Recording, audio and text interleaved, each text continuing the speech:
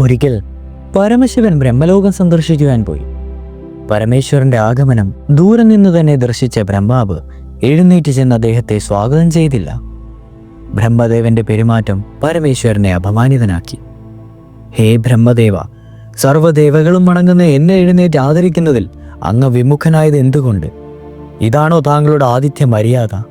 ശിവൻ ചോദ്യവർഷം തുടങ്ങി. ഹേ ശിവശങ്കര, അവിടുന്ന് കോപിക്കുന്നത് എന്തിനാണ്? അങ്ങ് വരുമ്പോൾ ഞാൻ എഴുന്നേറ്റ് സ്വാഗതം ചെയ്യണമെന്ന് കരുതുന്നത് ആശ്ചര്യകരമായിരിക്കുന്നു. പരിഹാസ ഭാവത്തിൽ ചിരിച്ചുകൊണ്ട് ബ്രഹ്മദേവൻ തുടർന്നു. പരമേശ്വര, അങ്ങ് എൻ്റെ പുത്രനാണ്. പുത്രനെ പിതാവ് എഴുന്നേറ്റ് നിന്ന് ബഹുമാനിക്കുകയോ രസകരം തന്നെ.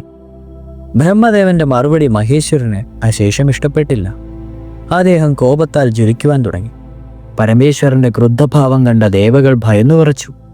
ഉമാദേവി ഭയവിഹ്വലയായി.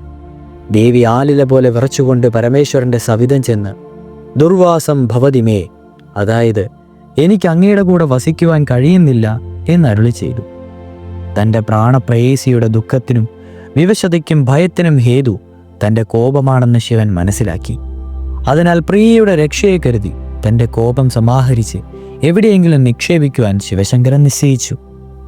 ഈ സമയം അനസൂയയുടെ ആഗ്രഹം പ്രകാരം ബ്രഹ്മദേവൻ ചന്ദ്രനായും മഹാവിഷ്ണു ദത്താത്രേയനായും അനസൂയയ്ക്ക് ജനിച്ചു കഴിഞ്ഞിരുന്നു.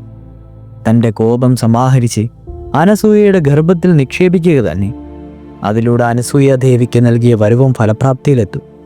അങ്ങനെ ചിന്തിച്ച മഹേശ്വരൻ പാർവതിക്ക് ദുർവാസ ഹേതുവായ കോപത്തെ സമാഹരിച്ച് അനസൂയയിൽ നിക്ഷേപിച്ചു. യഥാകാലം അനസൂയ തേജസ്വിയായ ഒരു ആൺകുഞ്ഞിന് ജന്മം നൽകി. ആ കുട്ടിക്ക് മഹേശ്വരന്റെ നിർദ്ദേശാനുസരണം ദുർവാസാവ് എന്ന് നാമകരണം ചെയ്തു. പാർവതിയുടെ ദുർവസഹാതുവായ കോപം ബാലനായി ജനിച്ചതിനാലാണ് ആ ബാലന് ദുർവാസാവ് എന്ന പേര് അനർത്ഥമായി തീർന്നത്.